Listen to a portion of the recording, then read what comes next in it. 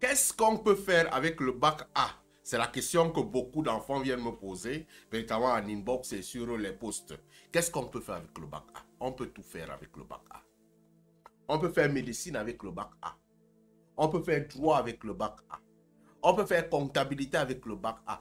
On peut faire maçonnerie avec le bac A. On peut faire menuiserie avec le bac A. On peut faire élevage avec le bac A. On peut faire agronomie avec le bac A. On peut tout faire avec le bac A. Un baccalauréat, c'est un baccalauréat. Après le baccalauréat, il y a une formation. Ce sont les systèmes de nos pays africains, surtout le système francophone, qui ont mené des gens à croire que quand tu as un bac littéraire, tu dois seulement aller faire lettres modernes, tu dois seulement aller faire anglais, tu dois seulement aller faire ceci. Mais je pose souvent la question, par exemple, le cas du Cameroun. On a ouvert des études, par exemple, de comptabilité aujourd'hui. Lorsqu'on laisse les enfants aller faire comptabilité avec le bac A, eux-mêmes, ils sont comment?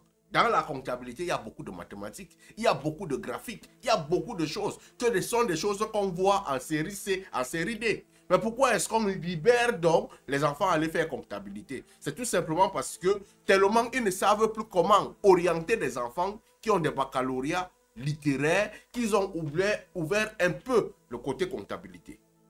Lorsqu'on va aller laisser les enfants aujourd'hui faire logistique, on va laisser les enfants faire transport. Ce sont des séries mathématiques. Ce sont des directions mathématiques. C'est beaucoup technique pour pouvoir travailler dessus. Mais c'est parce qu'ils ne savent plus quoi faire qu'ils vont envoyer des enfants là-bas.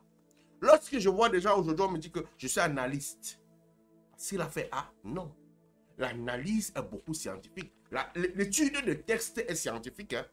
L'étude de texte est largement scientifique. Et ça ne demande pas seulement de littérature. Il y a même une partie en mathématiques qui est largement littéraire. Largement littéraire quand tu écris comme ceci, le texte. Si tu n'as pas le sens analytique, tu ne peux pas le comprendre. La philosophie n'est pas littéraire. Hein.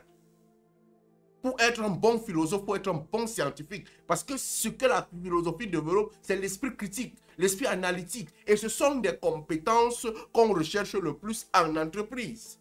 Mais aujourd'hui, on va dire aux enfants que non, comme tu as le bac A, tu peux seulement faire droit. Pour être un bon avocat, il faut être un bon mathématicien.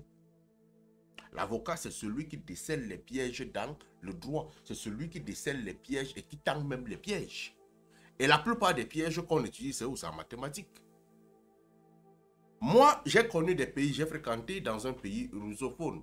Dans le côté ukrainien, quand tu arrives avec un bac D, un bac A, un bac C, un bac, c'est un bac. Il y a des gens qui sont entrés dans le côté russe avec les bacs A, qui sont médecins aujourd'hui. Il y a d'autres qui font des études de pilotage aujourd'hui.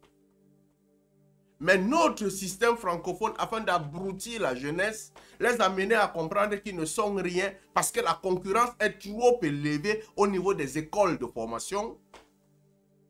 On commence donc à vous tromper que non, votre bac là ne peut pas servir peut-être à l'école aéronautique, votre bac là ne peut pas servir à l'école peut-être des mathématiques, votre bac là ne peut pas servir à l'école de l'armée, votre bac là.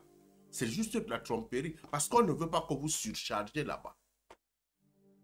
Mais sinon, mettez dans votre tête que votre bac est une compétence. Si vous êtes capable d'écrire un concours, réussir à ce concours, vous pouvez écrire tous les concours, réussir avec n'importe quel bac. Mais juste, on vous trompe. Mais qu'est-ce qu'on va faire? Moi, je pense même directement, j'ai commencé à le dire, que les bacs littéraires, il faudrait qu'on annule ça.